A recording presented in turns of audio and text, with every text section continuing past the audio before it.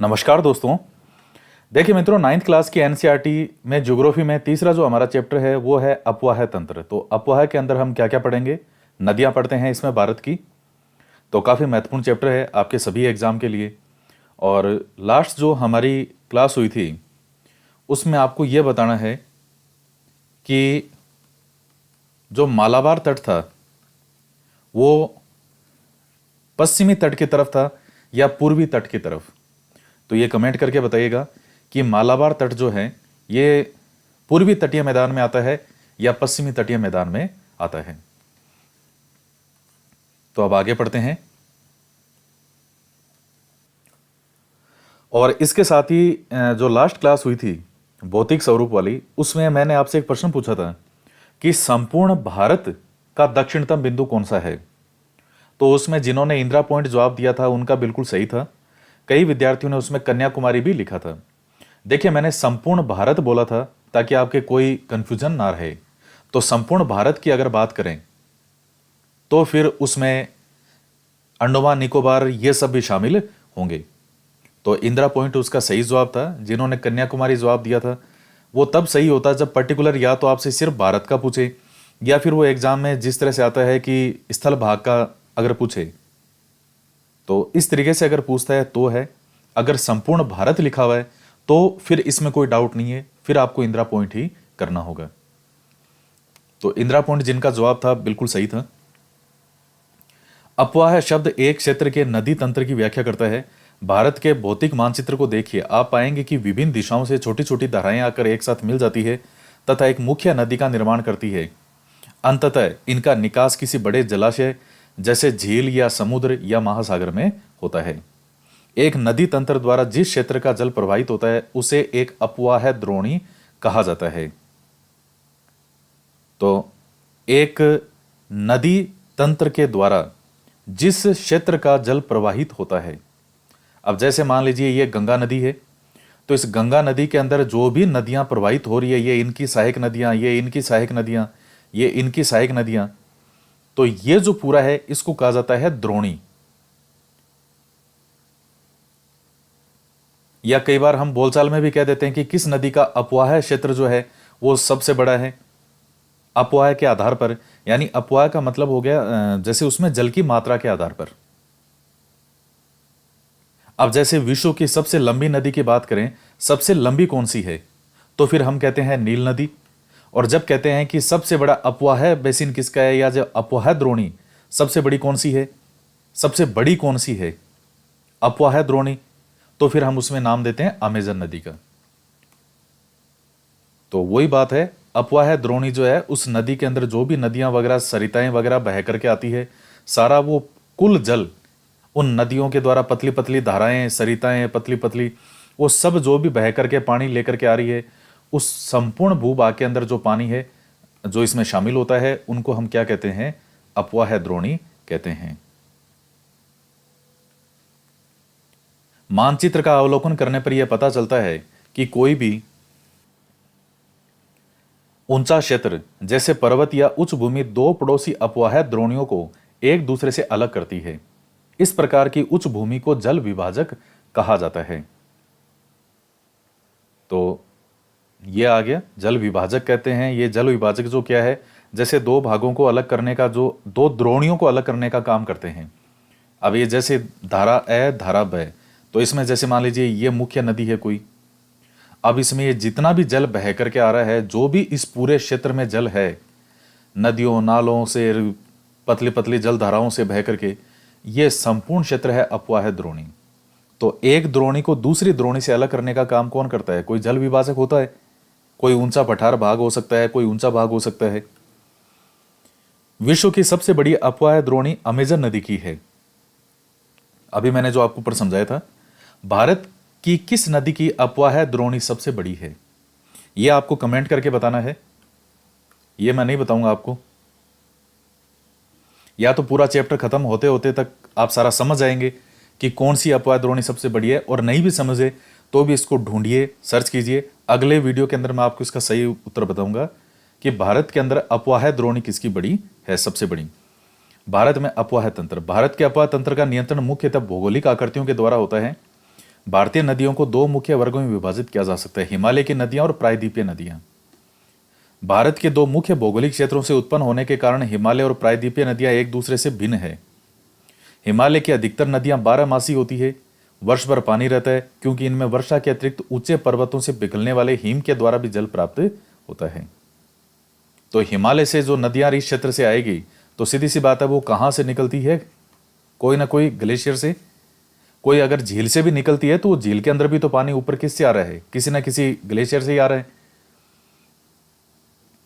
तो वर्षा के अलावा जो ग्लेशियर हैं उनसे लगातार पानी मिलता रहता है।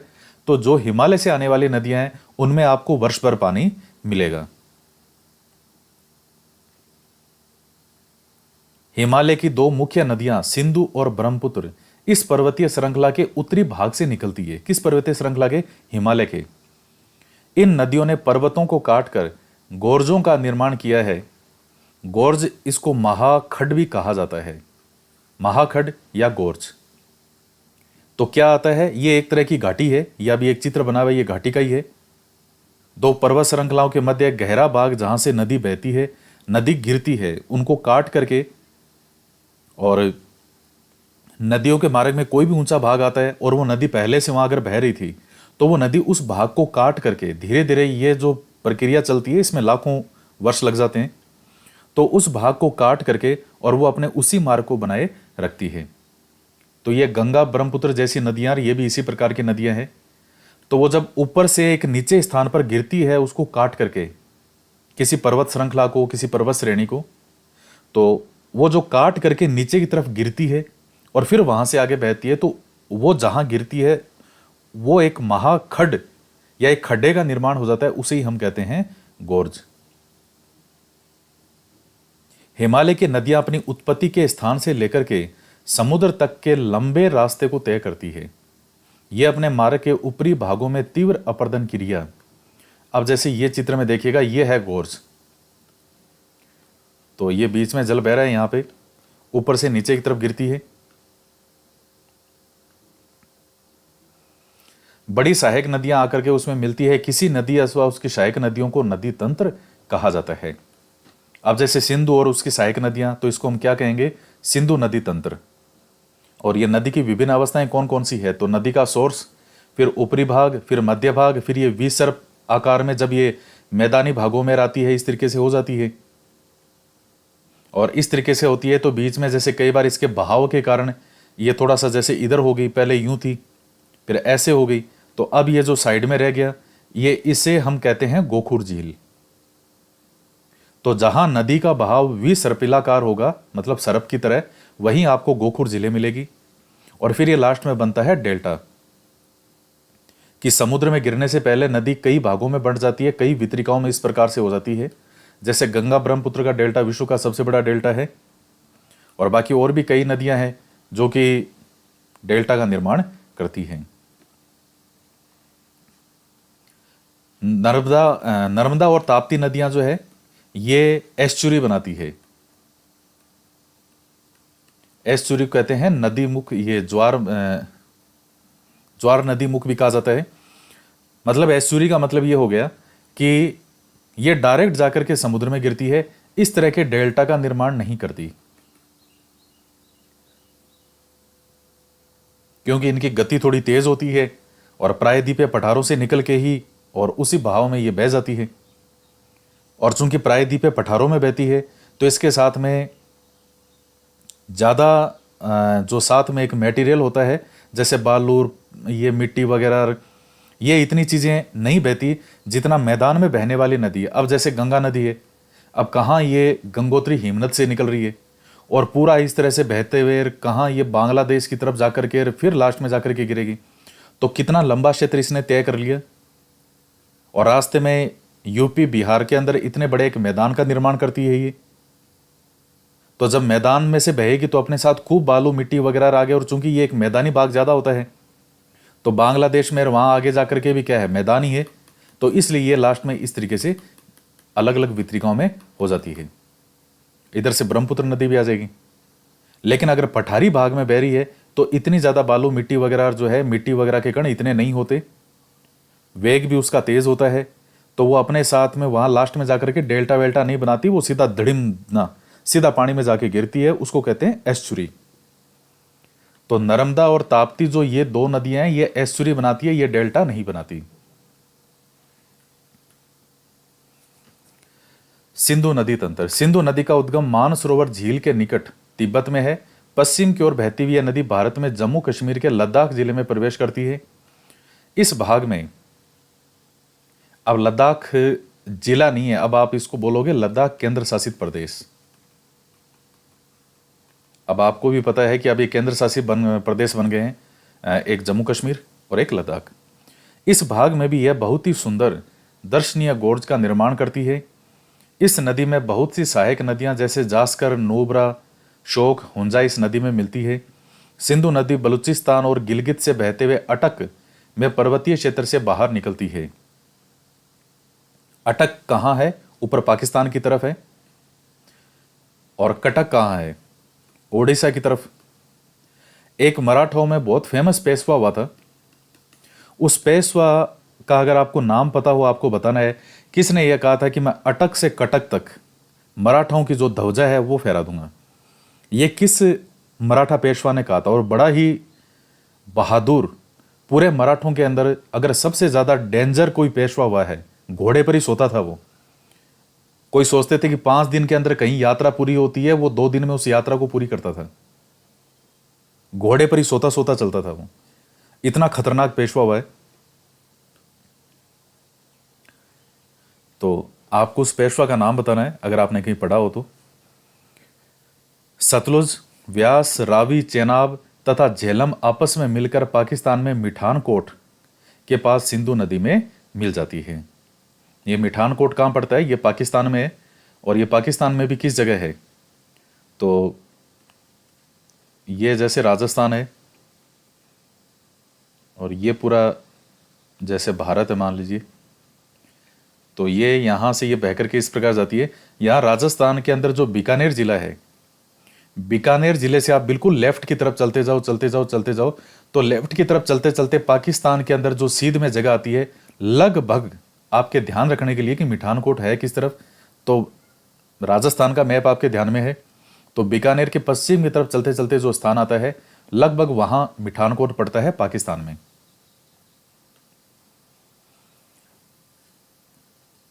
तो ये नदियां जो है सिंधु नदी में मिल जाती है।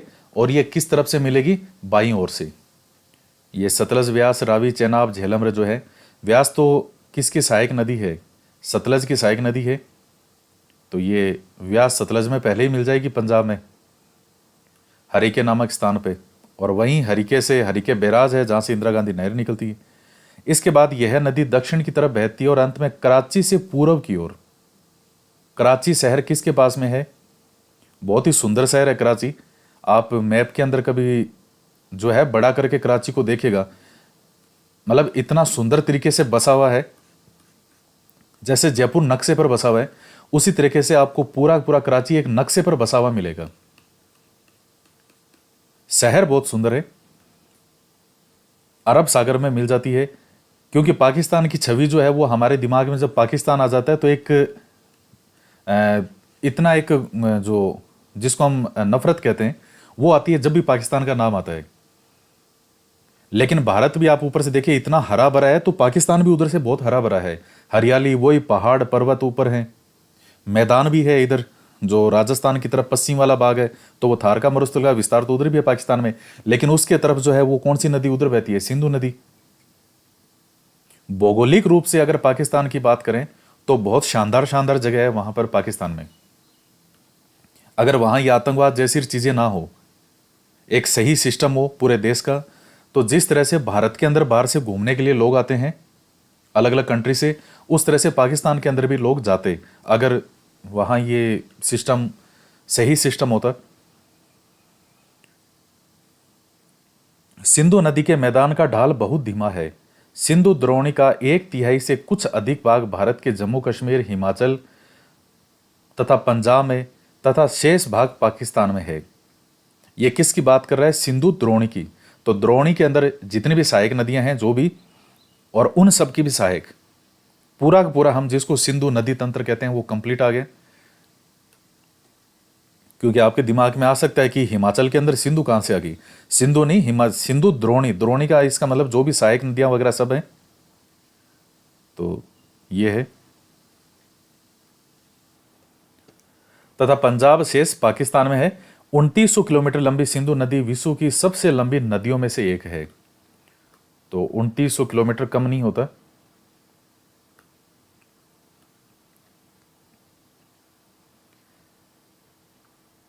सिंधु जल समझौता संधि के अनुच्छेदों के अनुसार, जो कि 1960 में हुआ था, भारत इस नदी प्रक्रम के संपूर्ण जल का केवल 20% जल ही उपयोग कर सकता है। इस जल का उपयोग हम पंजाब, हरियाणा और राजस्थान के दक्षिण पश्चिम भाग में सिंचाई के लिए करते हैं। ये देखिए, ये सिंधु नदी मैप में है। ये जो है ये मानसरोवर झील है। यहाँ पर लगभग उत्तराखंड के इस स्थान पर से मानसरोवर झील है। तो यहाँ से ये नदी इस प्रकार से ये ऊपर जाते हुए और फिर ये यूं आती है। तो यहाँ ये गंगानगर राजस्थान में, ये बीकानेर, तो ये लगभग देख लीजिए बीकानेर वाली सी सीध मैंने आपको बताई थी, यहाँ है मिठानकोट इस स्थान पे। तो पाकिस्तान में इस तरफ जो ये नदियाँ लगभग सारी आके मिल जाती है। झेलम, चिनाब, रावी, व्यास और सतलज नदी। तो सतलज तो ये राकस ताल से निकलती है।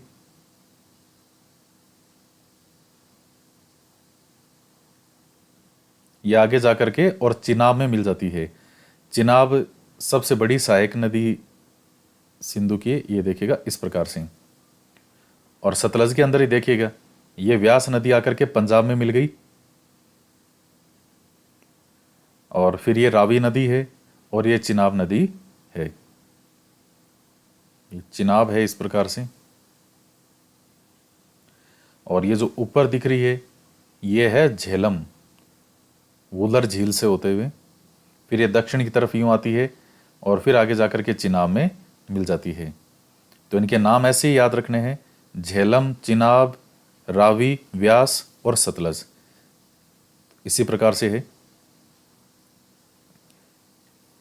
तो पहले झेलम चिनाब में मिलती है, फिर रावी पाकिस्तान के अंदर इस चिनाब में मिल जाएगी, और सतलज जो है वो आगे जाकर के चिनाब में मिल जाती है। फिर आगे लास्ट में जाकर के ये किस में मिल गई, इस सिंधु नदी में मिल गई मिठानकोट के पास।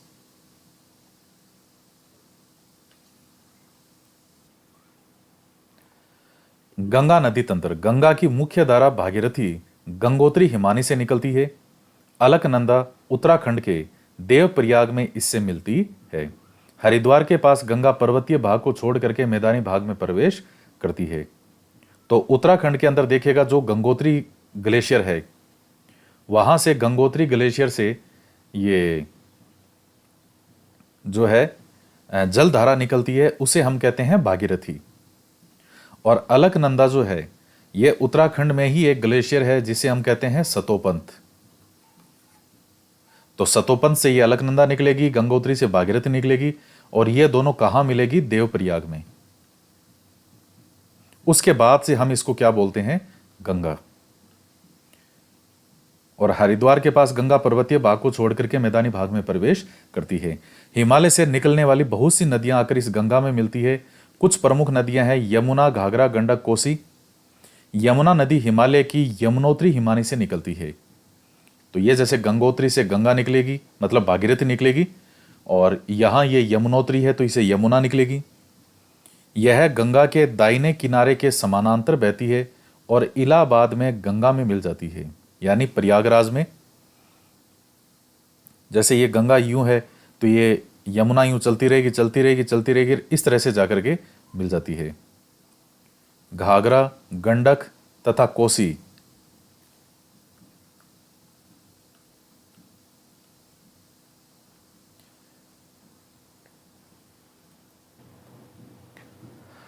तो ये नेपाल हिमालय से निकलती है। कौन सी, घाघरा, गंडक और कोसी। इनके कारण प्रत्येक वर्ष उत्तरी मैदान के कुछ हिस्से में बाढ़ आती है, जिससे बड़े पैमाने पर जान माल का नुकसान होता है। लेकिन ये वे नदियां हैं जो मिट्टी को उपजाऊपन प्रदान कर कृषि योग्य भूमि बना देती है। एक है नमामि गंगे परियोजना क्या है, एक एकीकृत संरक्षण मिशन जिसमें राष्ट्रीय नदी गंगा से संबंधित दो उद्देश्यों प्रदूषण के प्रभाव को कम करना और उसके संरक्षण और कायाकल्प को पूरा करना। तो ये है। अब जैसे झारखंड की बात करें तो गंगा वैसे कितने राज्यों में बहती है? 5 राज्यों में। ये मैप है। अब इसमें गंगा जो है ये इस प्रकार से, ये गंगा नदी और यहां से अलकनंदा, ये देवप्रयाग में मिल गई भागीरथी और अलकनंदा। अब यहां से गंगा कहेंगे।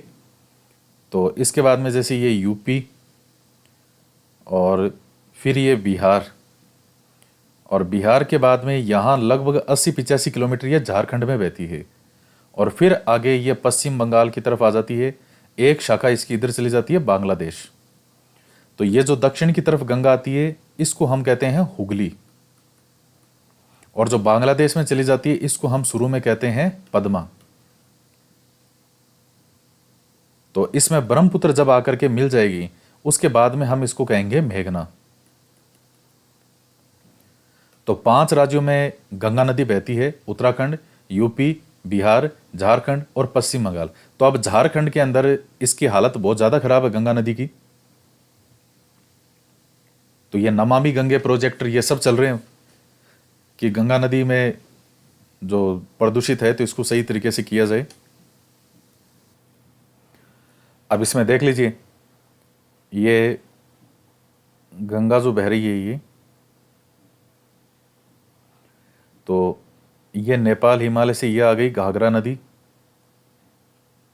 ये आ गई गंडक, और जो ये नदी है ये आ गई कोसी नदी। कोसी नदी वैसे 7 धाराओं के मिलने से कोसी नदी का निर्माण होता है। तो कोसी नदी को क्या कहते हैं? बिहार का शोक कहते हैं। और शारदा नदी है, ये किसकी सहायक नदी है? घाघरा की। ये भी इधर से ही निकलती है, ये आकर के घाघरा में मिल जाएगी यूपी में। तो ये नदियां जो इसमें बाईं तरफ से जो नदियां मिलती है, तो ये प्रमुख नदियां हैं जो कि ऊपर से आती है।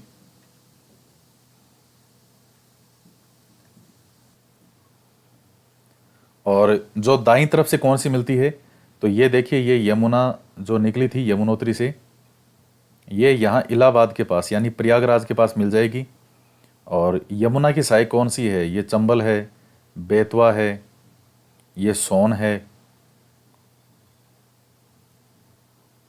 तो यमुना की सहायक जो है चंबल, बेतवा, ये है। सोन नदी किसकी है? गंगा की सहायक है। तो ये ध्यान रखिएगा, ये जैसे यमुना है तो यमुना की जैसे चंबल और बेतवा हो गई।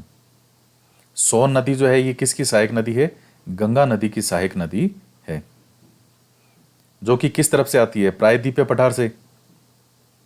जो मेकाले पर्वत है, मेकाले पर्वत पे अमरकंटक से ये निकलती है सोन।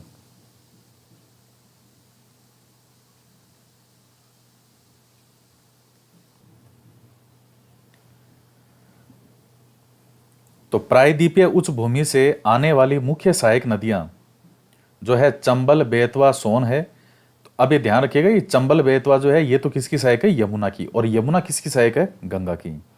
ये अर्ध शुष्क क्षेत्रों से निकलती है, इनकी लंबाई कम और इसमें पानी की मात्रा भी कम होती है। बाएं तथा दाहिने किनारे की सहायक नदियों के जल से परिपूर्ण होकर गंगा पूर्व दिशा में पश्चिम बंगाल के फरक्का तक बहती है, जिसपे फरक्का परियोजना है। यह गंगा डेल्टा का सबसे उत्तरी बिंदु है। यह गंगा डेल्टा का सबसे उत्तरी बिंदु है। यहां यह नदी 2 भागों में बंट जाती है। भागीरथी हुगली, जो कि इसकी एक वितरिका है, जो मैंने आपको बताया दक्षिण की तरफ आ जाती है, जिसको हम हुगली कहते हैं। तो इसको भागीरथी हुगली के नाम से भी जाना जाता है। और दक्षिण की तरफ बहती है और डेल्टा के मैदान से होते हुए बंगाल की खाड़ी में मिल जाती है।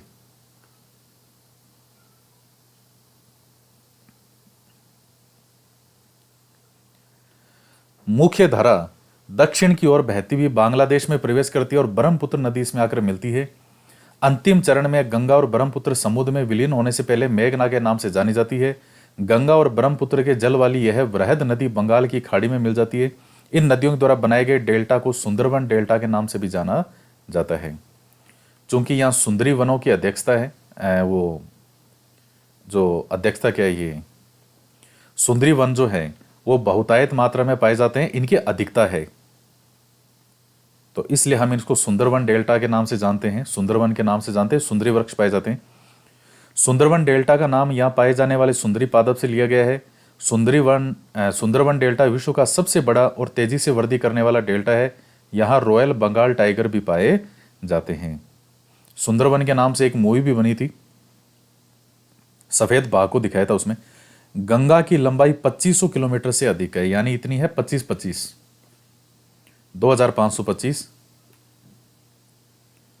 चित्र 3.4 में देखें, क्या आप गंगा नदी के अपवाह तंत्र को पहचान सकते हैं? अभी जो ऊपर मैंने आपको दिखाया था, अंबाला नगर सिंध और गंगा नदी तंत्रों के बीच जल विभाजक पर स्थित है।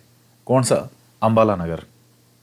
तो अंबाला से सुंदरवन तक मैदान की लंबाई लगभग 1800 किलोमीटर है, परंतु इसके ढाल में गिरावट मुश्किल से 300 मीटर है।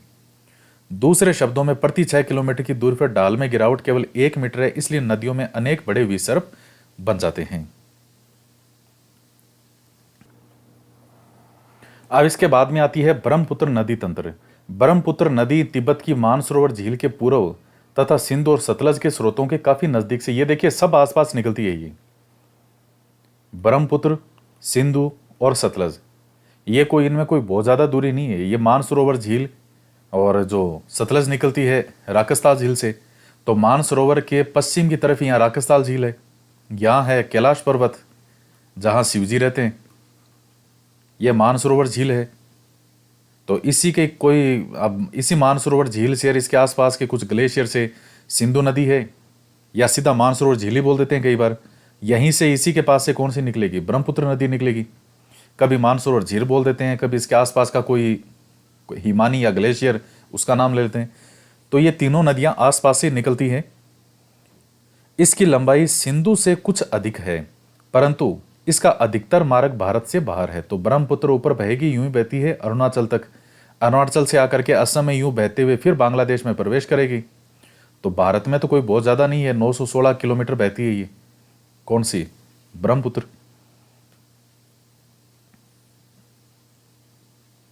यह हिमालय के समानांतर पूर्व की ओर बहती है। नामचा बरवा शिखर के पास पहुंचकर यह अंग्रेजी के यू अक्षर जैसा मोड़ बनाकर भारत के अरुणाचल प्रदेश में गोर्ज के माध्यम से प्रवेश करती है। यूं बहती है, यूं।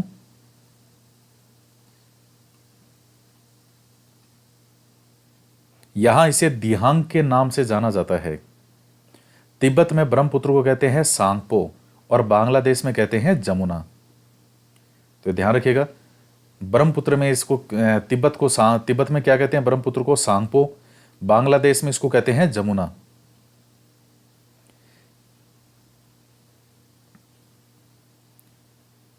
तो अरुणाचल प्रदेश में इसको कहते हैं दिहांग, तथा दिबांग, लोहित, कैनुला और दूसरी सहायक नदियां इससे मिलकर असम में ब्रह्मपुत्र का निर्माण करती है। तो अरुणाचल में दिहांग कहते हैं और उसके बाद असम की तरफ आती है, तब इसको हम कहते हैं ब्रह्मपुत्र।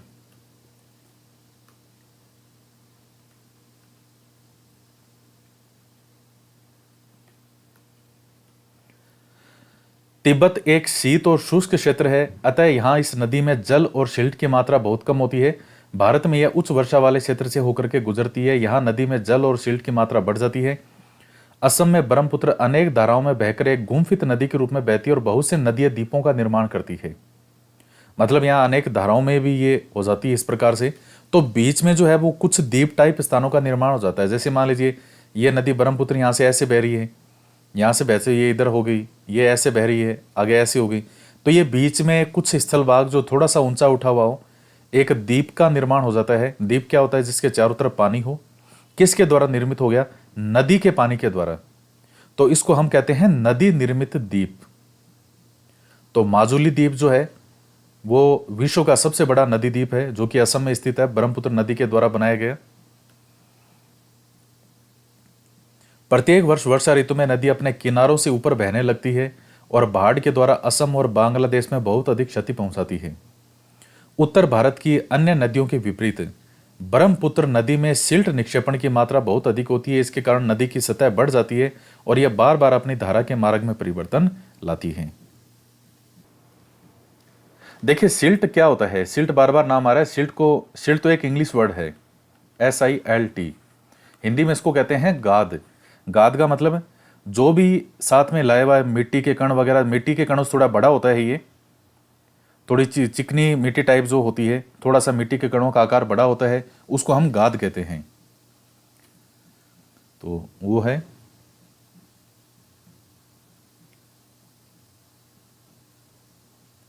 तो जब अपने स्तरों से ऊपर बहेगी तो निश्चित सी बात है कि साइडों में फिर जल जाएगा इसका, तो बाढ़ की स्थिति बनेगी वहां पे।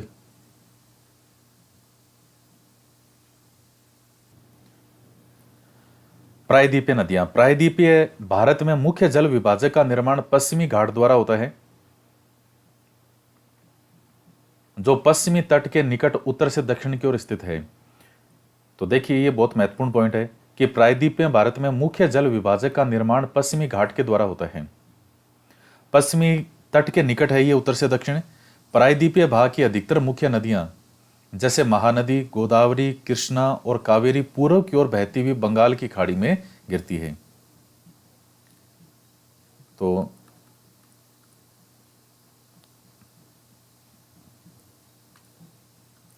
अब ये देखिए इसमें, अब ये प्रायद्वीपीय भारत है, तो इसमें ये नर्मदा नदी है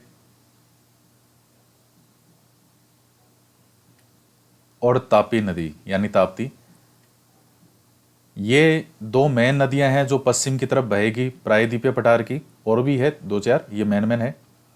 बाकी आप देखिएगा, भले ही पश्चिम की तरफ से गोदावरी है, कृष्णा है, तुंगभद्रा है, कावेरी है, यह निकल रही है पश्चिम घाट पर्वत की तरफ से, लेकिन इनका ढाल जो है वो पूर्व की तरफ है।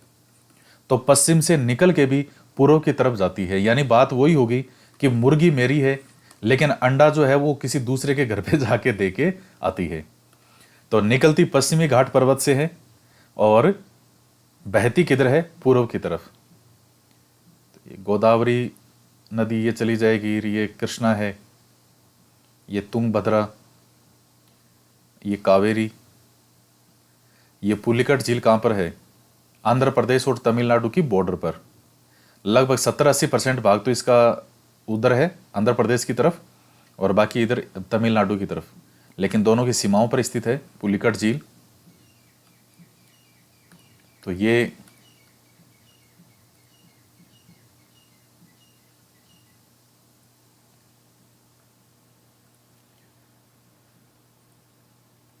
नदियां अपने मुहाने पर डेल्टा का निर्माण करती है। पश्चिमी घाट से पश्चिम में बहने वाली अनेक छोटी धाराएं हैं। नर्मदा और तापी दो ही बड़ी नदियां हैं जो कि पश्चिम की तरफ बहती है, और ज्वार नदमुख, ये ज्वार नदमुख को मैंने आपने शुरुआत में मैंने बताया था एस्चुरी कहते हैं, आपको बताया भी था ज्वार नदमुख कहते हैं इसको, नदीमुख या नदमुख। तो उसका मतलब है कि सीधा ये मुंह जाके कहां खोलती है, समुद्र में ही। ये यूं बह रही है जैसे, इसी प्रकार से जाकर के अब ये समुद्र है तो इधर ही सीधा चली जाएगी। जबकि ये जो डेल्टा है, ये गंगा ब्रह्मपुत्र है, ये आगे जाकर के ऐसे वितरिकाओं में बंट जाती है यूं ऐसे। तो हालांकि पूर्व के जो प्रायद्वीपीय भारत की भी पूर्व की नदियां डेल्टा बनाती है, लेकिन गंगा ब्रह्मपुत्र जितना बड़ा डेल्टा नहीं होता। और बाकी ये दो नदियों का अलग से पूछा जाता है कि कौन सी डेल्टा नहीं बनाती, केवल एस्चुरी या ज्वार नदमुख का निर्माण करती है, तो वो कौन सी है, नर्मदा और तापी। ये क्यों ज्वार नदमुख का निर्माण करती है मैंने आपको बता दिया। बरस घाटी के बीच में इस तरीके से ये बहती है, दो पहाड़ियों के बीच बीच में से बहती रहेगी, और फिर लास्ट में जाकर के फिर उसमें मिल जाती है अरब सागर में। प्रायद्वीपीय नदियों की अपवाह द्रोणियां आकार में अपेक्षाकृत छोटी है। तो अपेक्षाकृत छोटी क्यों होगी, क्योंकि समुद्र इनके पास ही है। अब इधर से निकलेगी ये, कोई इधर आ जाएगी, कोई इधर आ जाएगी, कोई इधर जा रही है, इधर जा रही है। समुद्र कोई बहुत ज़्यादा दूर नहीं है। जबकि उत्तरी भारत की बात करें तो सिंधु कहाँ मानसरोवर झील से निकलती है, पूरा लद्दाख से ऊपर बहते हुए, पाकिस्तान में बहते हुए, समुद्र दूर है उससे, फिर जाकर के अरब सागर में आएगी। अब जैसे ब्रह्मपुत्र है, वो भी ऊपर से बहते बहते बहते पूरा बांग्लादेश, फिर जाकर के इधर गंगा नदी भी इसी प्रकार से। तो उनमें समुद्र दूर है उन नदियों से, तो फिर रास्ते में सहायक जो नदियां भी उनकी खूब होगी, तो उनकी द्रोणियां बड़ी होती है, अपवाह द्रोणी। अब ये छोटी छोटी इधर निकली, इधर गई, कोई 450 किलोमीटर है, कोई 500 किलोमीटर है, कोई 700 किलोमीटर है। और कहाँ ये गंगा ब्रह्मपुत्र जैसी नदियां, ये कोई 2500, कोई 3000। तो ये का आ गया ना फर्क ही। तो समुद्र पास है इनकी। नर्मदा का उद्गम, नर्मदा द्रोणी, नर्मदा का उद्गम मध्य प्रदेश में अमरकंटक पहाड़ी के निकट है। यह पश्चिम की ओर एक भ्रंश घाटी में बहती है। भ्रंश घाटी क्या होती है? दो स्थलों के मध्य जब एक भाग नीचा धंस जाता है तो उसको हम कहते हैं भ्रंश, तो वो घाटी बन जाती है। समुद्र तक पहुंचने के क्रम में यह नदी बहुत से दर्शनीय स्थलों का निर्माण करती है। जबलपुर के निकट संगमरमर के शैलों में यह नदी गहरे गार्ज से बहती है तथा यहां यह नदी तीव्र ढाल से गिरती है।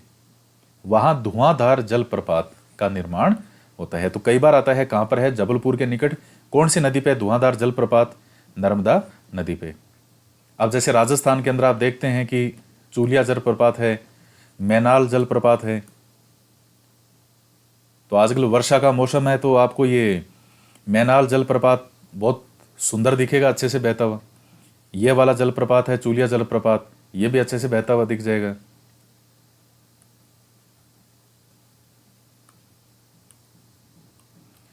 नर्मदा की सभी सहायक नदियां बहुत छोटी है।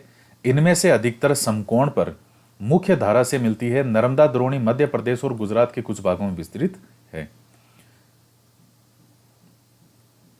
नर्मदा नदी के संरक्षण के लिए मध्य प्रदेश सरकार द्वारा नमामि देवी नर्मदे नाम की एक योजना प्रारंभ की गई है। यह ध्यान रखिएगा, मध्य प्रदेश के द्वारा नमामि देवी नर्मदे। इसके बाद में है तापी द्रोणी। तापी का उद्गम मध्य प्रदेश के बैतूल जिले में सतपुड़ा की श्रृंखलाओं से है।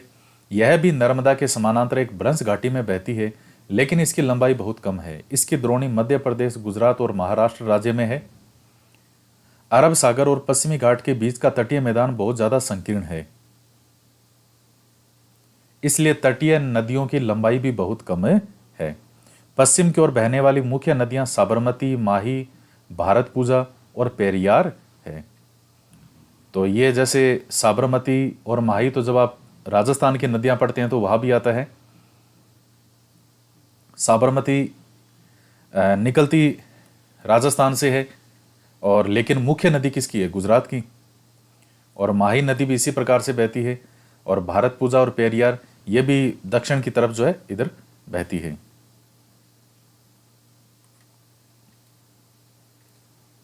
तो ये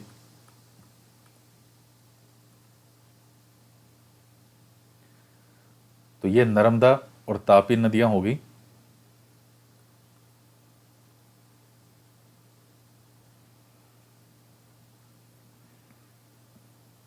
अब आती है गोदावरी द्रोणी। गोदावरी सबसे बड़ी प्रायद्वीपीय नदी है। यह महाराष्ट्र के नासिक जिले से पश्चिम घाट की ढालों से निकलती है और इसकी लंबाई लगभग 1500 किलोमीटर है। कहीं 1465 भी आता है, यह लगभग 1500 लिखा है। यह बहकर बंगाल की खाड़ी में गिरती है। प्रायद्वीपीय नदियों में इसका अपवाह तंत्र भी सबसे बड़ा है। अब देखिए, जिसकी दूरी जितनी ज़्यादा होती जाएगी, संभावना भी बढ़ेगी कि थोड़ा अपवाह तंत्र भी उसका बड़ा हो। इसकी द्रोणी महाराष्ट्र नदी द्रोणी का 50% भाग मध्य प्रदेश, उड़ीसा और आंध्र प्रदेश में स्थित है। गोदावरी में अनेक सहायक नदियां मिलती है, जैसे पूर्णा, वर्धा, प्राणहिता, मांजरा, वैनगंगा, पैनगंगा। इनमें से अंतिम तीनों सहायक नदियां बहुत बड़ी है। बड़े आकार और दक्षिण के विस्तार के कारण इसको दक्षिण गंगा के नाम से जाना जाता है। तो विद्यार्थियों के लिए एक बड़ा यक्ष प्रशंसा रहता है कि दक्षिण भारत की गंगा किसको कहें और दक्षिण की गंगा या दक्षिण गंगा किसको कहें। तो चूंकि इसको देखिए, दक्षिण गंगा अब ये आपके लिए एक, हालांकि लास्ट बार सेकंड ग्रेड में जब प्रश्न ये आया था तो आरपीएससी ने उस प्रश्न को डिलीट कर दिया था बाद में। उसमें कुछ इस तरह का था कि दक्षिण भारत की गंगा किसको कहते हैं, उसमें गोदावरी ऑप्शन में भी था और उसमें कावेरी भी ऑप्शन में था। कावेरी को दक्षिण भारत की गंगा कहते हैं और गोदावरी को दक्षिण गंगा के नाम से जानते हैं। लेकिन फिर भी एक डाउट वाला ही प्रश्न है कि दक्षिण भारत और कहीं दक्षिण लिखा मिलता है, कहीं दक्षिण भारत की गंगा, कहीं दक्षिण गंगा, तो इसलिए आरपीएससी ने उसको डिलीट कर दिया होगा। कल को यह प्रश्न आता है तो ध्यान रखना, दक्षिण गंगा के नाम से आपको गोदावरी को ध्यान में रखना है। तो यह प्रायद्वीपीय भारत की सबसे लंबी नदी है, तो इसलिए हम इसको दक्षिण गंगा कहते हैं। और सबसे जो प्राचीन नदियों में शामिल है ये, क्योंकि गोंडवाना लैंड आपको पता है कि सबसे प्राचीन भाग है, तो सबसे लंबी प्रायद्वीपीय नदी है। और यही कारण है कि जैसे उत्तर भारत के अंदर आप देखते हैं कि गंगा नदी, हालांकि गंगा नदी तो पूरे भारत की सबसे लंबी नदी है, लेकिन अगर आप वैसे बात करें उत्तर भारत और दक्षिण भारत की, तो जैसे उत्तर भारत में गंगा सबसे लंबी है, वैसे दक्षिण भारत में ये वाली सबसे लंबी है। तो इस वजह से इसको दक्षिण की गंगा कहते हैं। और गंगा नदी को हम माता मानते हैं। उसी प्रकार से दक्षिण भारत के अंदर जो कावेरी नदी है उसको भी बहुत ज़्यादा जो है वो बहुत ज़्यादा उसको पवित्र माना जाता है। जिस तरह से गंगा को माना जाता है उसी प्रकार से कावेरी को भी एक पवित्र नदी मानते हैं, इसलिए कावेरी को दक्षिण भारत की गंगा कहा जाता है। तो इनको कहते क्यों है, इस वजह से गंगा गंगा नाम आता है दोनों में। अब ये ध्यान रखना, 9th क्लास के एनसीईआरटी के अंदर लिखा हुआ है दक्षिण की गंगा किसको कहते हैं, गोदावरी को। कल को कभी कोई प्रश्न आ गया तो आपके पास एक प्रूफ रहेगा इस 9th क्लास के एनसीईआरटी का। महानदी द्रोणी, महानदी का उद्गम छत्तीसगढ़ की उच्च भूमि से है। यह ओडिशा से बहते हुए बंगाल की खाड़ी में मिल जाती है। इस नदी की लंबाई 860 किलोमीटर है। इसकी अपवाय द्रोणी महाराष्ट्र, छत्तीसगढ़, झारखंड और ओडिशा है।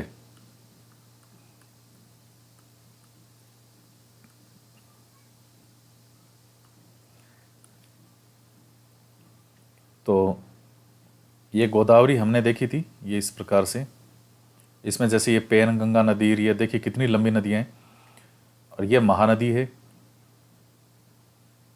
तो अभी लास्ट में जाकर के देखिए डेल्टा बना रही है महानदी, ये इस प्रकार से।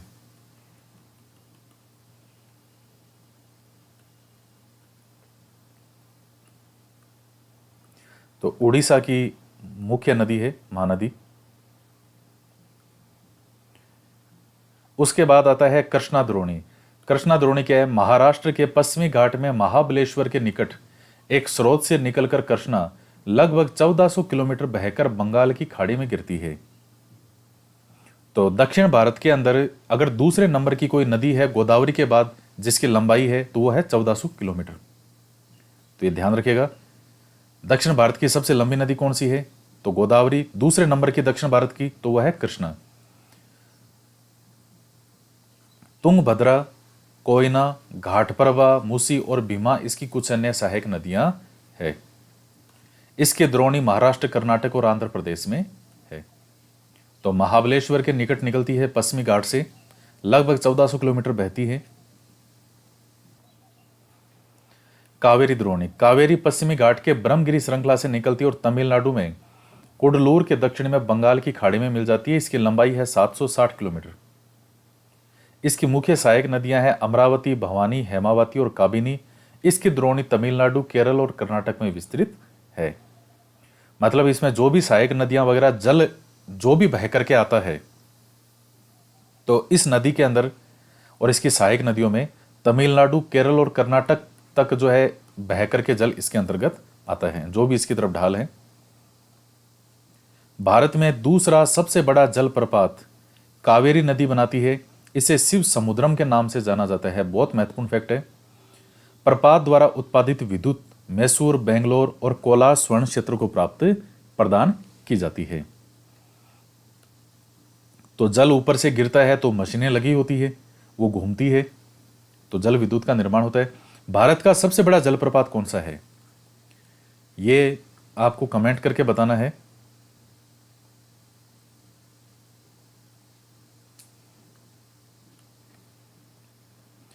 इन बड़ी नदियों के अतिरिक्त कुछ छोटी नदियां हैं जो पूर्व की तरफ बहती है, जैसे दामोदर, ब्राह्मणी, वैतरणी, सुवर्णरेखा कुछ महत्वपूर्ण उदाहरण हैं।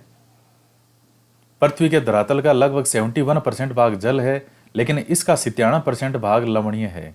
केवल 3% भाग इस स्वच्छ जल के रूप में उपलब्ध है और उसका भी 3/4 भाग हिमानी के रूप में है। तो पीने के लिए जल बहुत कम है। ये चीजें पहले भी आ चुकी है। झीलें, कश्मीर घाटी तथा प्रसिद्ध डल झील, नाव वाले घरों तथा शिकारा से तो आप परिचित ही होंगे, जो प्रत्येक वर्ष हजारों पर्यटकों को आकर्षित करते हैं। इसी प्रकार आप अन्य झील वाले स्थानों पर भी गए होंगे और वहां नौकायन, तैराकी और अन्य जलीय खेलों का आनंद लिया होगा। कल्पना कीजिए कि अगर कश्मीर, नैनीताल और दूसरे पर्यटन स्थलों पर झीलें नहीं होती, तब क्या वे उतना ही आकर्षित करते जितना कि आज करते हैं? क्या आपने कभी ये जानने की कोशिश की है कि इन पर्यटकों को आकर्षित करने के लिए किसी स्थान पर झीलों का क्या महत्व है? पर्यटकों के आकर्षण के अतिरिक्त मानव के लिए अन्य कारणों से भी झीलों का महत्व है। पृथ्वी की सतह के गर्त वाले भागों में जहां जल जमा हो जाता है उसको झील कहते हैं। गर्त का मतलब जो गहरे भाग हों, खड्डे टाइप हों। बड़े आकार वाली झीलों को समुद्र कहा जाता है, जैसे कैस्पियन, मृत, अरल सागर।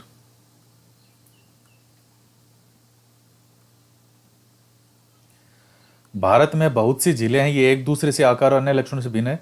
अधिकतर झीलें स्थायी होती है तथा कुछ में केवल वर्षा ऋतु में ही पानी होता है, जैसे अंतर्देशीय अपवाह वाले अर्ध शुष्क श्रोणी की द्रोणी वाली झीलें। यहाँ कुछ ऐसी झीलें हैं जिनका निर्माण हिमानी और बर्फ चादर की क्रिया के फलस्वरूप हुआ है, जबकि कुछ अन्य झीलों का निर्माण वायु, नदियों और मानवीय क्रियाकलापों के कारण हुआ है। एक विसर्प नदी पहाड़ वाले क्षेत्रों में कटकर गोखुर झील का निर्माण करती है। स्पिट तथा बार रोधिका तटीय क्षेत्रों में लगून का निर्माण करते हैं, जैसे चिल्का, पुलिकट, कोलेरू झील। ये कैसे निर्माण होता है? ये जैसे भारत है, इधर है चिल्का झील, तो जैसे समुद्र के पास में ही समुद्र का पानी ज्वार आता है तो समुद्र का पानी काफी अंदर तक आ जाता है, ज्वार भाटा। तो काफी अंदर तक पानी जब आने लगता है तो धीरे धीरे जो है वो एक स्थल भाग से सिर्फ एक या तो एक संकरे मार्ग से जुड़ा होता है, जल मार्ग से, या बिल्कुल ही अलग हट जाता है और वहां जो निर्माण हो जाता है उसको कहते हैं झील। तो ये जो लेगून झीलें हैं ये आपको समुद्र के किनारे मिलेगी। यह है ना कि तटीय क्षेत्रों में लेगून का निर्माण करते हैं, जैसे चिल्का, पुलिकट और कोलेरू। अंतर्देशीय भागों में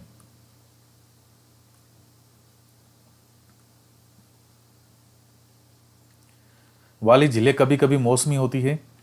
उदाहरण के लिए राजस्थान की सांबर झील, जो कि एक लवण झील वाली झील है। इस जल का उपयोग नमक के निर्माण के लिए होता है। मीठे पानी की अधिकांश झीलें हिमालय क्षेत्र में है। यह मुख्यतः हिमानी के द्वारा बनी है। ये तब बनी जब हिमानियों ने या तो कोई द्रोणी गहरी बनाई जो बाद में हिम पिघलने से भर गई, या किसी क्षेत्र में शिलाओं अथवा मिट्टी से हिमानी मार्ग बंध गए तो फिर वो बीच में झील बन गई वो। इसके विपरीत जम्मू और कश्मीर की वुल्लर झील भूगर्भीय क्रियाओं से बनी है। यह भारत की सबसे बड़ी मीठे पानी की प्राकृतिक झील है। ध्यान रखिएगा, भारत की सबसे बड़ी मीठे पानी की प्राकृतिक झील है वुल्लर झील। डल झील, भीमताल, नैनीताल, लोकटक और बड़ा पानी कुछ अन्य महत्वपूर्ण मीठे पानी की झीलें हैं। इसके अतिरिक्त जल विद्युत उत्पादन के लिए नदियों पर बांध बनाने से भी झील का निर्माण हो जाता है। गुरु गोविंद सागर भाखड़ा नांगल परियोजना। तो अब ये जैसे भाखड़ा नांगल परियोजना है, यहाँ डैम है, तो वो झील का निर्माण भी हो गया। गोविंद सागर झीलें मानव के लिए अत्यधिक लाभदायक होती है। एक झील नदी के बहाव को सुचारू बनाने में सहायक है। अत्यधिक वर्षा के समय यह बाढ़ को रोकती है और सूखे के मौसम में यह पानी के बहाव को संतुलित करने में सहायता करती है। जल विद्युत में भी इसका उपयोग होता है।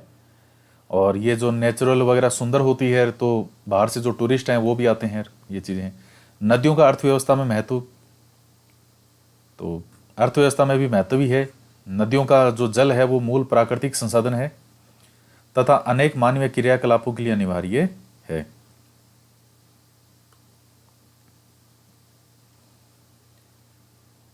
तो अब ये बेसिक सी चीज़ें हैं। अधिकांश जनसंख्या जीविका के लिए कृषि पर निर्भर है और वहाँ सिंचाई, नौ संचालन, जल विद्युत निर्माण में नदियों का महत्वपूर्ण रोल है। एक ये राष्ट्रीय नदी संरक्षण योजना NRCP क्या है? देश में नदी सफाई कार्यक्रम का शुभारंभ 1985 में गंगा एक्शन प्लान के साथ प्रारंभ हुआ।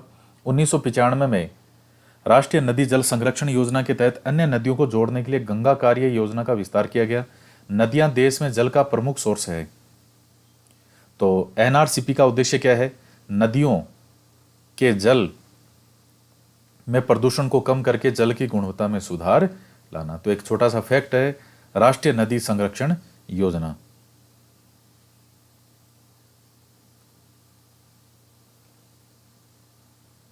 फिर ये नदियों का प्रदूषण, तो इसके लिए सरकार अभियान चलाती है।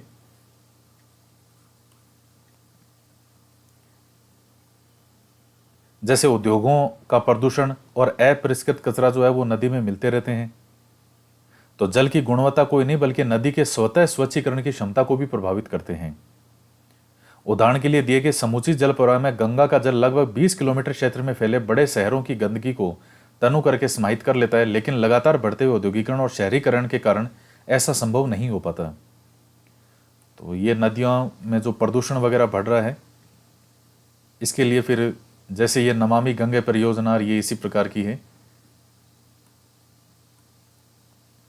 अभी कुछ क्वेश्चन है, इनको हम सोल्व करते हैं।